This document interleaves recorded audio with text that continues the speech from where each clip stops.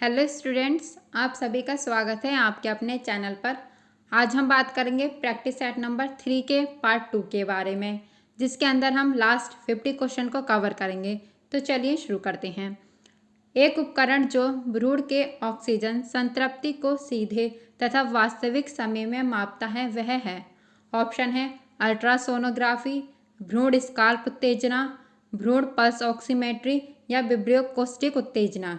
इसका right answer बताएं, इसका राइट आंसर क्या होगा। तो यहाँ पर इसका राइट आंसर है ऑप्शन नंबर सी। भ्रूण पल्स ऑक्सीमीटर एक ऐसा उपकरण है जो भ्रूण के ऑक्सीजन संतृप्ति को सीधे तथा वास्तविक समय में मापता है। चलिए नेक्स्ट बात करते हैं। निम्नलिखित में से किसका उपयोग प्रसव की घटनाओं का रिकॉर्ड करने के लिए किया जाता है। ऑप्शन है सिल्वरमैन मूल्यांकन, फेटोस्कोप, अपगार या पार्टोग्राफ। क्वेश्चन में पूछा है प्रसव की घटनाओं का रिकॉर्ड करने के लिए किसका उपयोग किया जाता है। तो इसका राइट आंसर होगा पार्टोग्राफ का उपयोग किया जाता है। जबकि अपगार जो है यह नवजात शिशु की एक्टिविटी का मूल्यांकन करने के लिए किया जाता है। तो क्वेश्चन में पूछा है प्रसव की घटनाओं का रिकॉर्ड पार्टोग्राफ के द्वारा किया जाता है। नेक्स्ट हम बात करेंगे गर्भावस्था के पहले 8 से 10 सप्ताह के दौरान गर्भनाल की क्रियाशीलता यानी प्लेसेंटल फंक्शन के द्वारा कौन सा हार्मोन जिम्मेदार होता है। ऑप्शन है human chorionic gonadotropin, progesterone, luteinizing hormone या एस्ट्रोजन। इसका राइट आंसर क्या होगा। इसका राइट आंसर है ऑप्शन नंबर ए, ह्यूमन कोरियोनिक गोनाडोट्रोपिन हार्मोन यहाँ पर इसके लिए जिम्मेदार होता है। नेक्स्ट हम बात करेंगे निम्नलिखित में से क्या निष्क्रिय टीकाकरण के लिए प्रयोग किया जाता है। ऑप्शन है मानव सेरा और पशु सेरा, मृत वैक्सीन, जीव जात, लाइव एटेन्यूएटेड वैक्सीन। तो निष्क्रिय टीकाकरण के लिए मानव सेरा और पशु सेरा का प्रयोग किया जाता है। तो option number A is right answer. Next हम बात करेंगे फ्राइड के अनुसार व्यक्ति सिर्फ तभी परिपक्व स्वस्थ वयस्क बन सकता है यदि विकास के दौरान गुणात्मक परिवर्तन हुए हैं, भावनात्मक द्वंद्वों का समाधान हो गया है, बच्चे के दोनों अभिभावक हैं, बच्चे को शारीरिक समृद्धि के लिए अवसर प्राप्त हुए हैं। तो यहाँ पर इसका राइट आंसर क्या होगा। तो फ्राइड के अनुसार व्यक्ति तभी परिपक्व और स्वस्थ व्यक्ति बन सकता है जब वह भावनात्मक द्वंद्वों का समाधान हो गया है। नेक्स्ट हम बात करेंगे जीन पियाजे के अनुसार वर्णित कॉग्निटिव विकास की सेंसरी मोटर अवस्था है। तो यहाँ पर जीन पियाजे के अनुसार कॉग्निटिव विकास की सेंसरी मोटर एज पूछी है, जो कि है 0 से 2 वर्ष, 2 से 7 वर्ष, 7 से 11 वर्ष या 11 से 16 वर्ष। तो यहाँ पर आंसर होगा 0 से 2 वर्ष। जीन पियाजे के अनुसार सेंसरी मोटर की एज है 0 से 2 वर्ष। नेक्स्ट हम बात करेंगे बालक की कौन सी अवस्था मनोवैज्ञानिक अवस्था कहलाती है। ऑप्शन है शैशवावस्था, किशोरावस्था, बाल्यावस्था या प्रौढ़ावस्था।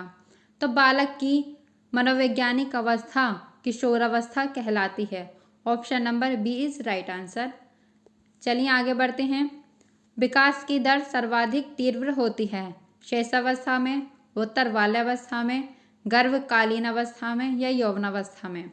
तो विकास की दर वैसे तो हमें गर्भकालीन अवस्था में भी तीव्र देखने को मिलती है, लेकिन यहाँ पर इसका राइट आंसर होगा उत्तर बाल्यावस्था। विकास की दर सर्वाधिक तीव्र होती है उत्तर बाल्यावस्था में।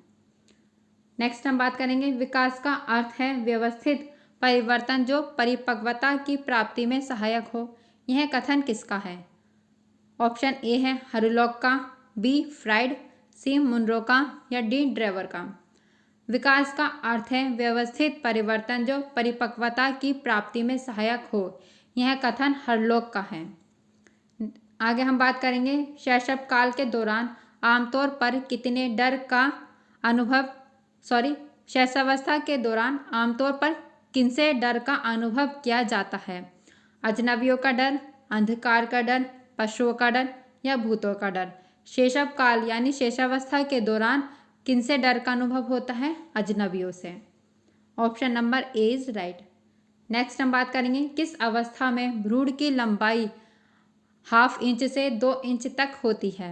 बीजावस्था, ग्रेन्युअल अवस्था, भ्रूणावस्था या गर्भस्थ शिशु अवस्था।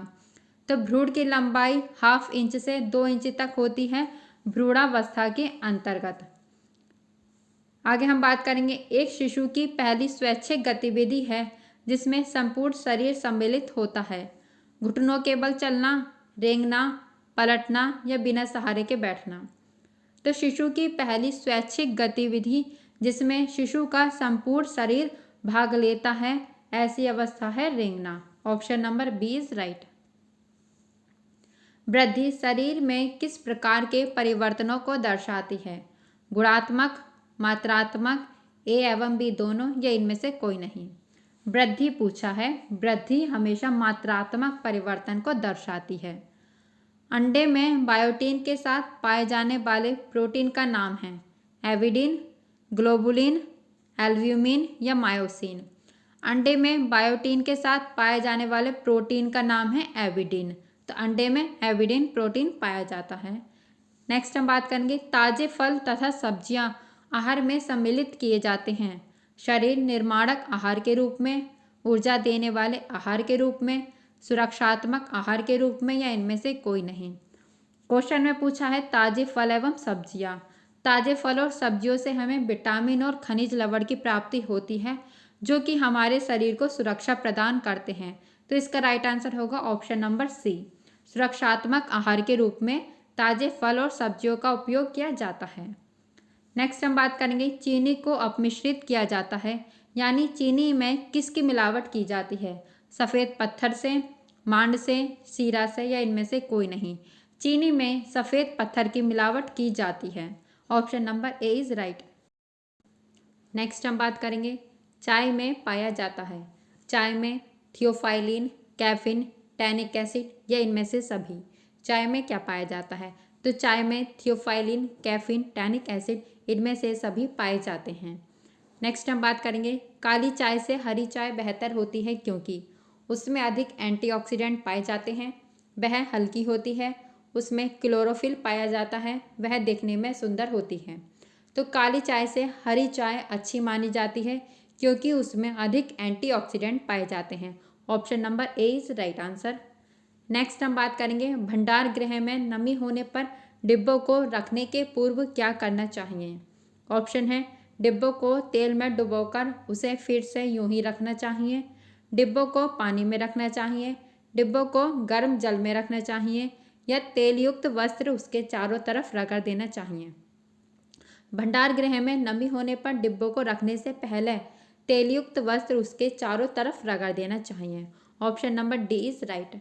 नेक्स्ट हम बात करेंगे, GRA से तात्पर्य है, यानी GRA की फुल फॉर्म पूछी है। ऑप्शन है, generally recognised as supplement, generally recognised as safe, generally recognised as superior या जनरली रिकॉग्नाइज्ड एज स्टार्टर। तो GRA का फुल फॉर्म होता है generally recognised as safe. Option number B is right. Next हम बात करेंगे, पोषक तत्व को सुरक्षित रखने के लिए कौन सा सोपान मदद नहीं करता? ऑप्शन है, प्रेशर कुकर में पकाना, चावल और दाल को बार बार और सही तरीके से धोना, सब्जियों के छिलके को ना निकालना या छिलका निकालने से पहले धोना। क्वेश्चन में पूछा है सोपान मदद नहीं करता, तो इसका राइट आंसर होगा ऑप्शन नंबर बी, चावल और दाल को बार बार और सही तरीके से धोना। नेक्स्ट हम बात करेंगे, डिब्बा बंद जैम या जेली पर चिन्ह लगा होता है, एगमार्क, ISI, FPO या इनमें से कोई नहीं। तो डिब्बा बंद जैम और जेली पर FPO का चिन्ह लगा होता है। नेक्स्ट हम बात करेंगे, गर्भवती महिला के लिए लौह तत्व की प्रस्तावित आहारिक मात्रा कितनी है? 32 mg per day, 35 mg per day, 37 mg per day या 40 mg पर डे, यानी मिलीग्राम पर डे। तो यहाँ पर गर्भवती महिला की लौह तत्व यानी आयरन की मात्रा पूछी है, जो कि है 35 मिलीग्राम पर डे के हिसाब से गर्भवती महिला को लौह तत्व यानी आयरन की मात्रा लेनी चाहिए। नीचे सूचीबद्ध में से कौन सा खाद्य पदार्थ ऐसा है जिसका सेवन शिशु को स्तनपान करने से पहले किया जाए तो यह बच्चे को उत्तेजित करेगा या उसकी नींद में बाधा डालेगा? ऑप्शन है, कॉफ़ी, दूध, फल का रस या सोया मिल्क। तो इसका राइट आंसर बताएं। इसका राइट आंसर होगा ऑप्शन नंबर डी यानी सोया मिल्क। सोया मिल्क का सेवन यदि शिशु को स्तनपान कराने से पहले किया जाए तो यह बच्चे को उत्तेजित करेगा और बच्चे की नींद को भी डिस्टर्ब करेगा यानी नींद में बाधा डालेगा। तो option number D is right. Next हम बात करेंगे नई परिस्थितियों में समायोजन की योग्यता ही बुद्धि है। यह किसका कथन है? जिन्सबर्ग, फ्राइड, स्टर्न या टर्मन। नई परिस्थितियों में समायोजन ही योग्यता की बुद्धि है, यह स्टर्न का कथन है। निम्न में से कौन पूर्व भाषा संचार का प्रकार है? रोना, क्विंग, बैबलिंग या इनमें से सभी? पूर्व संचार भाषा का प्रकार पूछा है। जब शिशु बोलना प्रारंभ करता है उससे पहले जब शिशु बोलने की क्रियाएं करता है तो उसमें रोना, क्विंग और बैबलिंग शामिल होता है। तो इसका राइट आंसर है उपयुक्त सभी। आगे हम बात करते हैं पढ़ने की अयोग्यता को कहते हैं। जब बच्चा सही से पढ़ नहीं पाता तो उसे क्या कहते हैं? हीमोफीलिया, डिसलेक्सिया, अफेजिया या डिस्ग्राफिया। तो पढ़ने की अयोग्यता को डिसलेक्सिया कहा जाता है। एक शिशु सहारा लेकर बैठना आरंभ करता है किस आयु में? 3 महीने, 3 से 5 महीने, 4 से 5 महीने या 6 से 7 महीने। तो एक शिशु सहारा लेकर बैठना आरंभ करता है, इसका राइट आंसर होगा 6 से 7 महीने पर। नेक्स्ट हम बात करेंगे रोग प्रतिरोधात्मक, जिसमें एक टीका दिया जाने के कारण या संक्रमण के परिणाम के रूप में अभिग्रहित किया जाता है, उसे क्या कहते हैं? ऑप्शन है प्राकृतिक, सक्रिय, निष्क्रिय या अधिग्रहित। तो इसका राइट आंसर होगा अधिग्रहित। अधिग्रहित रोग प्रतिरोधात्मक, जिसमें एक टीका दिए जाने के कारण या संक्रमण के परिणाम होने के रूप में अधिग्रहित किया जाता है। जन्म के समय शिशु को कौन सा टीका लगाया जाता है? बीसीजी, डीपीटी, खसरा या एमएमआर का। तो जन्म के समय शिशु को बीसीजी का टीका लगाया जाता है। बीसीजी की फुल फॉर्म होती है बैसिलस कालमेट-ग्यूरिन। नेक्स्ट हम बात करेंगे आदमी उसके मालिक का गुस्सा अपने बच्चे पर निकालता है, यह किसका उदाहरण है? विस्थापन, प्रतिगमन, निरोध या प्रक्षेपण। अगर आदमी अपने मालिक का गुस्सा बच्चों पर निकालता है तो इस क्रिया को विस्थापन कहते हैं। Option number A is right. निम्न में से कौन सा डैनियल गोलमैन द्वारा प्रतिपादित संवेगात्मक बुद्धि का आयाम नहीं है? स्वजागरूकता, स्वसामर्थ्य, स्वप्रबंधन या सामाजिक कौशल। इसका राइट आंसर क्या होगा? डैनियल गोलमैन द्वारा प्रतिपादित संवेगात्मक बुद्धि का आयाम नहीं है। इसका राइट आंसर है ऑप्शन नंबर सी। बच्चों में बिस्तर गीला करने की आदत निम्न का नतीजा हो सकती है? स्वास्थ्य खराब, मनोभावात्मक असुरक्षा, अपर्याप्त प्रशिक्षण या इनमें से सभी। तो बच्चों में बिस्तर गीला करने की आदत इन सभी के द्वारा हो सकती है। अगर बच्चे का स्वास्थ्य खराब है, अगर बालक मनोभावात्मक असुरक्षा यानी टेंशन में है, अगर उसे अपर्याप्त प्रशिक्षण दिया गया है, तो इन सभी कारणों से बच्चा बिस्तर गीला कर सकता है। Option number D is right, all of these. माँ के दूध में वसा के प्रकार का नाम बताइए जो बच्चों के नर्वस सिस्टम के विकास में महत्वपूर्ण होता है? पीएचए, टीएचए, डीएचए या ईएचए। माँ के दूध में वसा के प्रकार का नाम है जो कि बच्चे के नर्वस सिस्टम के विकास को मदद करता है। Option number A, PHA. WHO के अनुसार नवजात शिशुओं को स्तनपान कराने के बारे में क्या सही है? स्तनपान के बारे में बताना है। जन्म के तुरंत बाद कराया जाना चाहिए, जन्म के कम से कम 6 घंटे बाद कराना चाहिए, जन्म के 1 सप्ताह बाद कराना चाहिए, केवल 48 घंटे बाद कराना चाहिए। तो नवजात शिशु को स्नान कराने के बारे में पूछा है जो कि जन्म के कम से कम 6 घंटे बाद कराना चाहिए। Option B is right. पूर्व परिपक्व शिशु वह होते हैं जो गर्भ धारण करने के कितने सप्ताह पश्चात जन्म लेते हैं? 30, 32, 34 या 37। तो पूर्ण परिपक्व शिशु वे कहलाते हैं जो कि गर्भ धारण करने के 37 से लेकर 40 सप्ताह के अंदर जन्म लेते हैं। Option number D is right. आरोपण का सही अर्थ है शुक्राणु का गर्भाशय में आरोपित होना, शुक्राणु का अंडवाहिनी नलिका में आरोपित होना, निषेचित अंडाणु को गर्भाशय में आरोपित होना या अंडाणु का अंडवाहिनी नलिका में आरोपित होना। आरोपण यानी इम्प्लांटेशन का मतलब पूछा है। इम्प्लांटेशन का मतलब होता है निषेचित अंडाणु को गर्भाशय में आरोपित करना। निषेचित अंडाणु मतलब जब शुक्राणु और अंडाणु मिलते हैं तो वह निषेचित अंडाणु का निर्माण करते हैं। नेक्स्ट हम बात करेंगे गर्भावस्था के दौरान कौन सा हार्मोन GIT के आमाशय की पेशियों की कार्यशीलता को कम करता है। प्रोजेस्टेरॉन, एस्ट्रोजन, थायरॉक्सिन या इंसुलिन। तो गर्भावस्था के दौरान आमाशय की पेशियों की क्रियाशीलता को कम करने वाला हार्मोन है oestrogen. Option B is right. मध्य जीवन संक्रमण जिसमें प्रजनन शक्ति में हास्य होता है और स्त्रियों की संतानोत्पत्ति क्षमता समाप्त हो जाती है, पुरुषों के पुरुषत्व में कमी आ जाती है, ऐसी स्थिति को क्या कहा जाता है। क्लाइमैक्टेरिक, मीनोपॉज या स्पिमांक या मिनाक। तो ऐसी स्थिति को मीनोपॉज कहा जाता है जब स्त्रियों की संतानोत्पत्ति क्षमता और पुरुष की प्रजनन क्षमता में कमी आ जाती है तो उसे मीनोपॉज कहा जाता है। निम्न में से विटामिन B1 किसका निरोधक है। Vitamin B1 rickets, pellagra, beriberi या हानिकारक एनीमिया। तो विटामिन B1 के द्वारा बेरीबेरी रोग होता है। तो विटामिन B1 किसका निरोधक है। बेरीबेरी का। प्राय इसे फलों की शर्करा कहा जाता है। फ्रैक्टोज, ग्लूकोज, गैलेक्टोज या सुक्रोज। फल की शर्करा फ्रैक्टोज को कहा जाता है। जंतु प्रोटीन स्रोत वनस्पति प्रोटीन स्रोत से उत्तम होते हैं क्योंकि उसमें अधिक होता है। अधिक प्रोटीन, अधिक अमीनो अम्ल, उत्तम संतुलित प्रोटीन या उत्तम संतुलित अमीनो अम्ल। जंतु प्रोटीन वनस्पति प्रोटीन की अपेक्षा अधिक उपयोगी माने जाते हैं क्योंकि उसमें उत्तम संतुलित अमीनो अम्ल होते हैं। Option number D is right. Next हम बात करेंगे निम्न में से वसा का कौन सा स्वस्थ वसा माना जाता है। पशु का वसा, ट्रांस वसा, संतृप्त वसा या असंतृप्त वसा। तो स्वस्थ वसा मानी जाती है असंतृप्त वसा यानी unsaturated fat. Option number D असंतृप्त वसा इज राइट आंसर। निम्नलिखित साधनों में से कौन सा सामाजिक नियंत्रण में जनरीति है।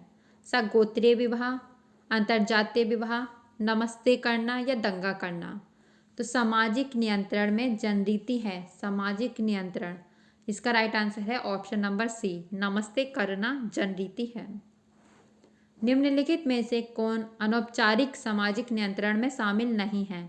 इस टाइप के क्वेश्चन हमें हर प्रैक्टिस सेट में देखने को मिलता है और इस टाइप का क्वेश्चन आपको एग्जाम में भी मिलेगा। तो अनौपचारिक सामाजिक नियंत्रण में शामिल नहीं है धन, धर्म, रीति रिवाज, जनमत या पुलिस। तो पुलिस एक औपचारिक सामाजिक नियंत्रण है। नेक्स्ट हम बात करेंगे क्रियात्मकता की धारणा सामाजिक परिवर्तन के किस सिद्धांत से संबंध है। मार्क्सवादी सिद्धांत, संरचनात्मक प्रकार्यवादी सिद्धांत, चक्रीय सिद्धांत, उद्विकासीय सिद्धांत। सामाजिक परिवर्तन के किस सिद्धांत से संबंधित है। क्रियात्मकता की अवधारणा। तो इसका राइट आंसर है मार्क्सवादी सिद्धांत। आर्कवल के अनुसार परामर्श के कितने तत्व हैं। 2, 3, 4 या 5। आर्कवल के अनुसार परामर्श के 3 तत्व होते हैं। परामर्श की तकनीकी हैं भावनात्मक तनाव जारी करना, प्रभावी संचार, स्पष्ट सोच या उपयुक्त सभी। तो परामर्श की तकनीकें हैं ऑल ऑफ दिस, उपयुक्त सभी, भावनात्मक तनाव जारी करना, प्रभावी संचार और स्पष्ट सोच, ये सभी परामर्श की तकनीकें होती हैं। विश्व स्वास्थ्य संगठन द्वारा कोरोना महामारी को कब वैश्विक महामारी घोषित किया गया। 20 दिसंबर सन 2020, 11 मार्च सन 2020, 13 मार्च सन 2021 या 10 अप्रैल सन 2020। तो कोरोना महामारी को वैश्विक महामारी 11 मार्च सन 2020 को घोषित किया गया। यूनिसेफ के कार्यकारी बोर्ड के वर्तमान अध्यक्ष कौन हैं। मारितजा चान वाल्वर्डे, अमाल मुडालाली या ताय आर्टसके या मैरी लुइस। इसका राइट आंसर बताएं। यूनिसेफ के कार्यकारी बोर्ड के वर्तमान अध्यक्ष हैं Maritza Chan Valverde. Option number A is right answer. तो यहाँ पर हमारे प्रैक्टिस सेट नंबर 3 भी कंप्लीट हुआ। धन्यवाद।